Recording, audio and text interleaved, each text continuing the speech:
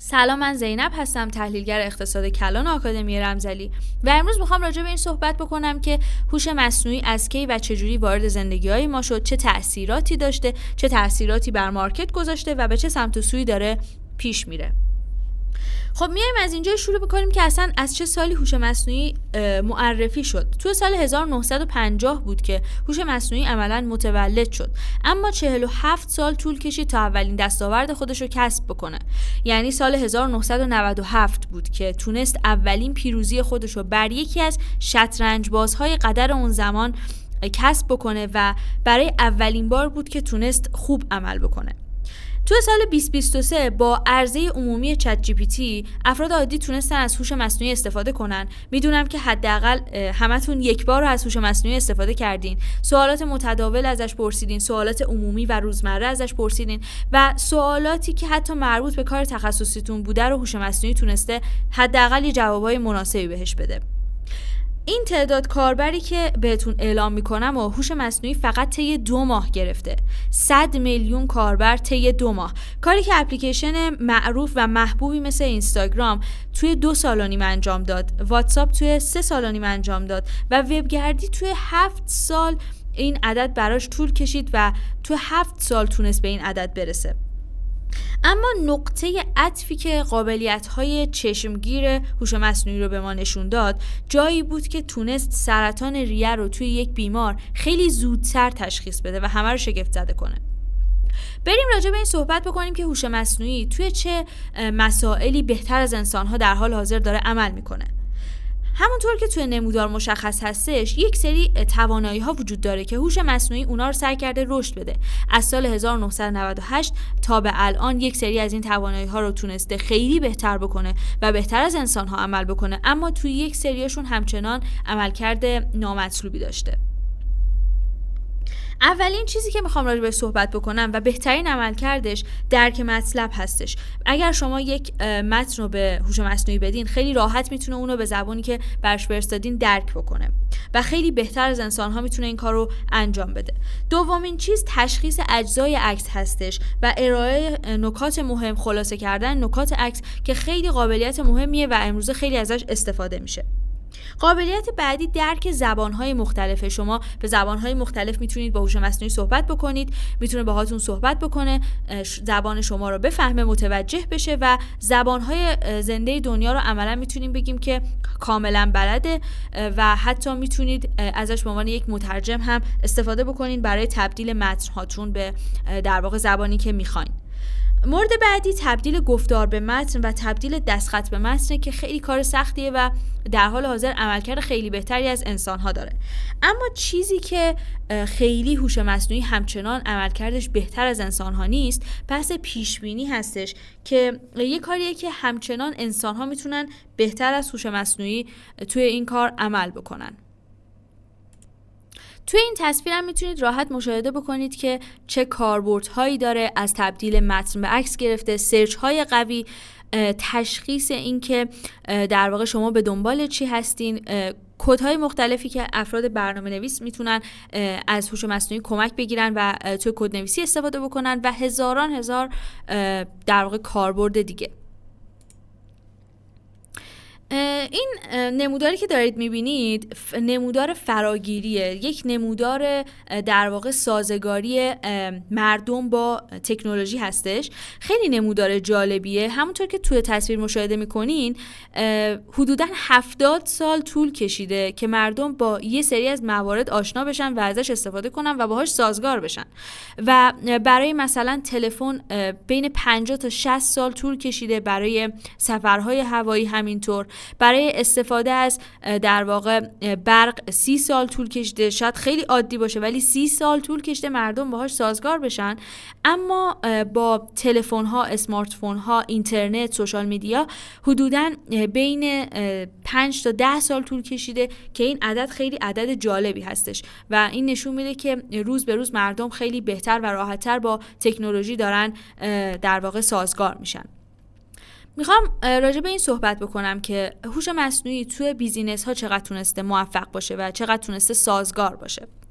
همونطور که میبینین توی بیزنس های مختلف هوش مصنوعی سعی کرده که ورود بکنه و سازگاریش با بحث تکنولوژی و بحث اطلاعات خیلی بیشتر و بهتر بوده. 21% سازگاری داره در حال حاضر توی فوریه 2025 و برای ماه‌های آتی هم میبینید که برای 6 ماه آینده هم میبینید که خیلی سازگاری بیشتر بهتری داره. اما در کل توی همه شغل‌ها 7% سازگاری داره و میتونیم بگیم که توی همه مشاغل بالاخره داره ورود میکنه. اما یه سری موانع برای این سازگاری وجود داره که اگر این موانع برداشته بشه هوش مصنوعی خیلی بهتر و راحت‌تر میتونه با همه شغل‌ها با سرعت بیشتری سازگار بشه.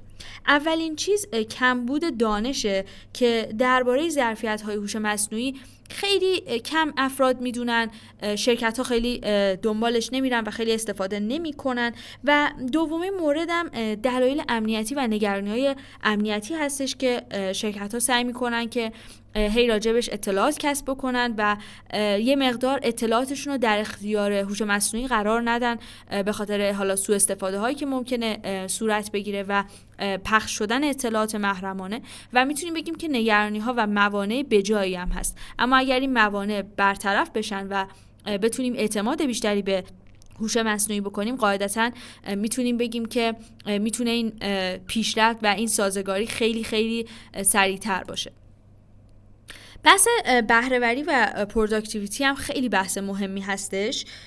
بهره‌وری شاید توی کوتاه مدت خیلی تأثیر زیادی نذاره، اما توی دراز مدت قطعاً چیز خیلی مهمی هستش. همونطور که می‌بینین توی سالهای مختلف بهره‌وری کم و زیاد شده توی آمریکا و توی بعضی از سالها رشد خیلی زیادی داشته، با بعضی از تکنولوژی‌ها خیلی بیشتر این بهره‌وری بالا رفته و در حال حاضر هم انتظار میره که با در واقع میتونیم بگیم که با فراگیری بیشتر AI یه پتانسیل خیلی بالایی داره. خب بالاخره میتونیم بگیم که خیلی این بهره‌وریه میتونه بهتر و بیشتر بشه. عملاً از AI توی کاهش هزینه‌ها استفاده میشه، توی کاهش نیروی انسانی استفاده میشه و میتونن بی‌وقفه کار بکنن، سریعتر کار بکنن و این میتونه که بهره‌وری رو بالا و بالاتر ببره.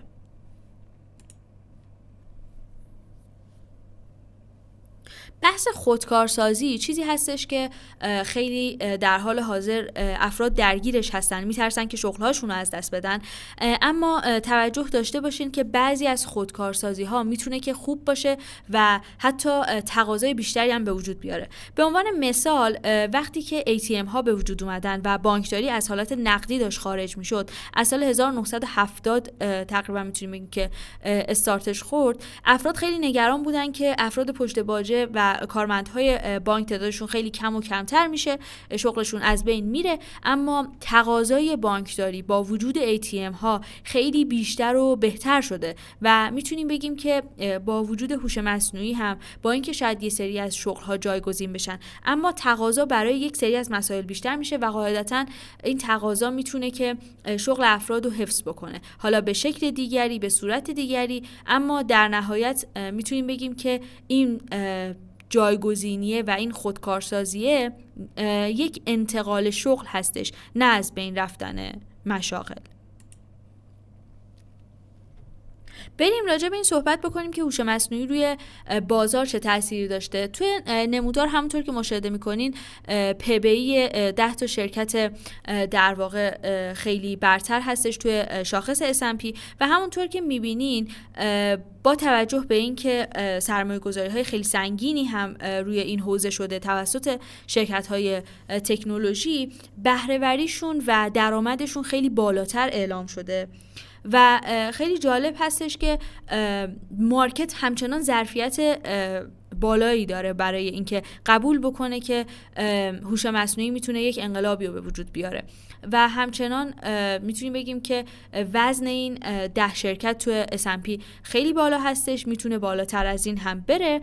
شرکت های مختلفی هم اومدن روی بحث آرندیشون سرمایه گذاری کردن، مثل آمازون که یه سرمایه گذاری عظیمی انجام داده، شرکت در واقع گوگل سرمایه گذاری خوبی انجام داده، انویدیا سرمایه گذاری های سنگینی انجام داده و میتونیم بگیم که همچنان یک صنعت پیشرو هستش استفاده از هوش مصنوعی توی شرکت ها و یک بخش پیشرو هستش. در نهایت هم خیلی بهش اهمیت داده شده.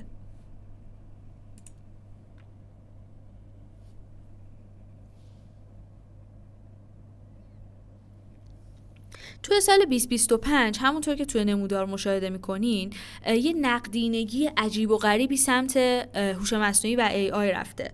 65% هزینه‌های سالانه تقریبا میتونیم بگیم پیش بینی میشه به سمت هوش مصنوعی بره که عدد خیلی بالایی هم هستش. 250 میلیارد دلار تقریبا وارد این حوزه شده.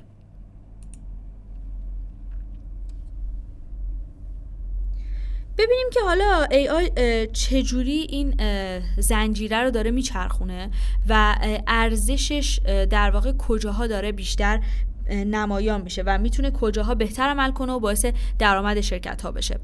در وهله اول چیپ هایی که ساخته میشه، نیمه هادیا و این صنعت میتونن خیلی رشد بکنن.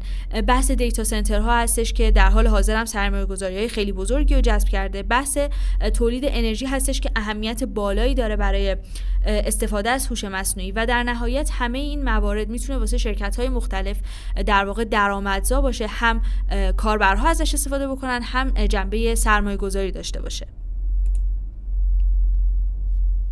در حال حاضر هم کشورهای بزرگی به سمت حالا بحث زنجیره تامین و بحث در واقع به دست آوردن یک مارکت بزرگی از نیمه هادی ها رفتن. مثلا آمریکا تعرفه های مختلفی روی تراشه ها گذاشته و دسترسی و منابع برای یک سری از کشورها خیلی بیشتر هستش. همونطور که توی نمودار میبینین 21% متعلق به چین هستش، 17% تایوان، کره جنوبی 19%، ژاپن 15% و آمریکا 14%. کمترین عدد متعلق به اروپا هستش که با 9% توی این چرخه حضور داره.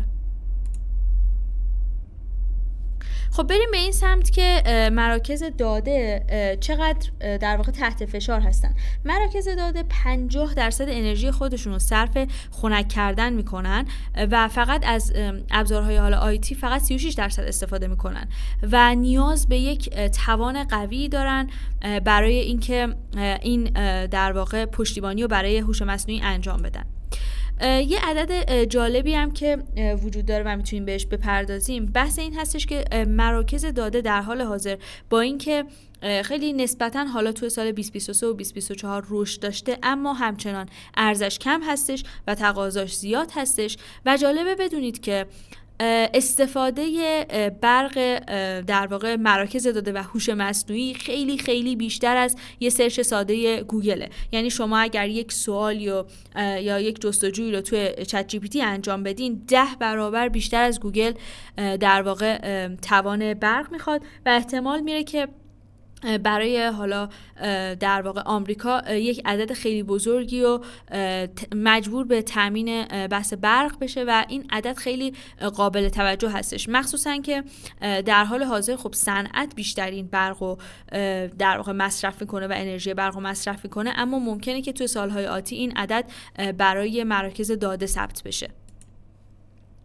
در نهایت انرژی که تولید میشه و مصرف میشه توی آمریکا احتمالاً بیشتر به سمت در واقع همین مراکز داده میره. در حال حاضر بیشتر از نفت و گاز و زغالسنگ استفاده میشه برای تولید انرژی، اما میتونن که به سمت انرژی های در واقع پاک هم برن. همونطور که میبینین انرژی خورشیدی بیشترین سهم توی انرژی های پاک داره و برای تولیدش میشه که از این موارد هم استفاده کرد.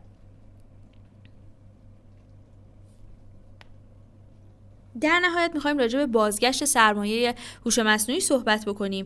انتظار بازگشت سرمایه هوش مصنوعی خیلی بالا هستش همونطور که مشاهده میکنین و صنایع خیلی میتونن که توی این حوزه ها برای سرمایه گذاری خوب عمل کنن و خوب وارد بشن. در نهایت هم میبینید که بیشترین سرمایه گذاری ها روی بحث تک انجام شده و انتظار میره که این در واقع سرمایه گذاری هایی که انجام شده درآمدهای خیلی بالایی داشته باشه. یعنی اگر که امسال آمازون، گوگل یا حتی اپل اومده روی بحث AIش خیلی سرمایه‌های عظیمی و هزینه‌های عظیمی رو در نظر گرفته، انتظار در واقع برگشت این سرمایه و افزایش درآمدشون بالای 50% هستش. برای یک سری از حالا شرکت ها و یک سری از بخش ها کمتره، مثل بحث مراقبت های بهداشتی، بحث مشتریان و بحث تولید، اما برای تکنولوژی خیلی خیلی بالا هستش. امیدوارم که این اطلاعات به دردتون خورده باشه.